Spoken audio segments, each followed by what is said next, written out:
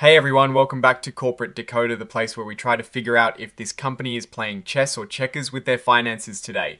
We're diving into AUDIOEYE Inc's latest report to see what secrets are hiding in plain sight. Did they hit their targets, or are we looking at a bit of a stumble? Stick around to find out. Make sure you are subscribed and join our Discord community linked in the description for more exclusive content and discussions. Alright, let's get straight into it. This report comes to us on the 13th of January 2026. It is a current report, meaning they're sharing something pretty important that just happened. This is a Form 8K, which is basically a public announcement of significant events that a company has experienced.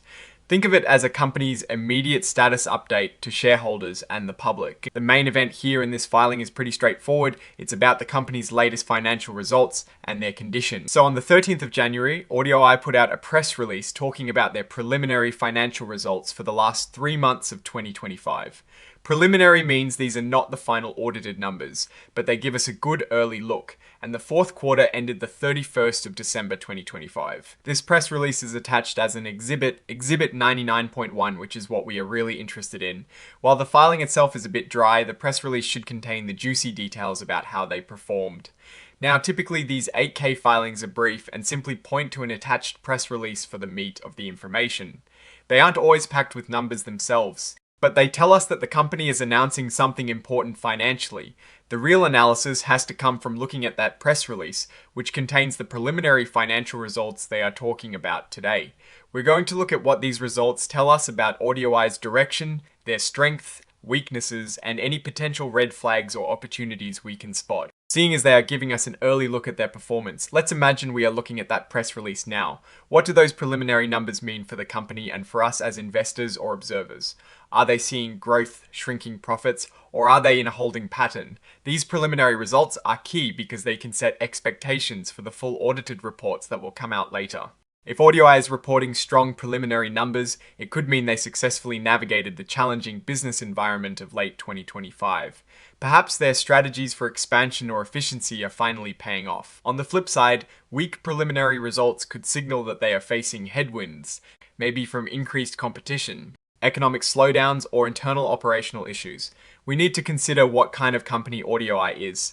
They're in the digital accessibility space, meaning they help make websites and digital content accessible to people with disabilities.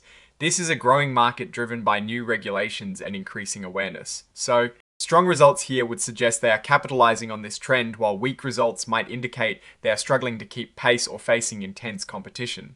What we would be looking for in that press release are numbers like revenue growth, profitability margins, and perhaps key performance indicators specific to their business operations. For example, if revenue is up significantly, say by 25%, that could mean they are acquiring many new clients or increasing their services to existing ones.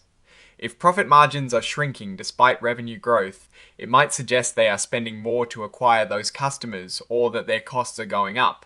We would also look for any forward-looking statements. Companies often provide guidance in these press releases, giving us an idea of what they expect for the upcoming quarters.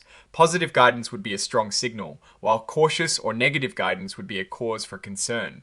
Based on this type of filing, specifically an 8K announcing preliminary results. The story is all about immediate performance and likely a reaction from the market. The key will be how these preliminary numbers compare to what analysts were expecting, and more importantly, how they compare to the company's own historical performance and its stated strategic goals. If they are beating expectations and showing a clear growth trajectory in a regulated and growing market. That's a strong positive. If they are missing expectations or showing signs of slowing growth, we need to dig deeper into why. Now, thinking about the direction of AUDIOEYE, being leaders in digital accessibility is a powerful position. It is not just a nice thing to do, it is increasingly a legal necessity for businesses. This trend should continue to drive demand for their services. A strength for them would be their ability to stay ahead of evolving accessibility standards and technologies. A weakness could be their ability to scale effectively to meet growing demand without compromising quality or profitability. The opportunity is massive. As more of the world goes digital, and as regulations become stricter globally, the need for companies like AUDIOEYE will only increase. A key risk might be new competitors entering the market or a significant shift in technology that makes their current offerings less relevant. In conclusion, this filing is an early snapshot. The true story is in the details of that press release they issued. If those preliminary numbers show solid growth and healthy margins, AUDIOEYE is likely on a good path. If they are flat or declining, it suggests they might be facing challenges in this expanding market. For now, we wait for the full picture, but this early release gives us a critical first hint. What is your take on these preliminary results and what they could mean for AUDIOEYE? Let us know your thoughts in the comments below. If this breakdown helped you understand the filing a bit better, please hit that like button and subscribe for more in-depth corporate analysis. And don't forget to join our Discord community through the link in the description for more exclusive content and to connect with fellow investors. Thanks for watching, and we'll see you in the next video.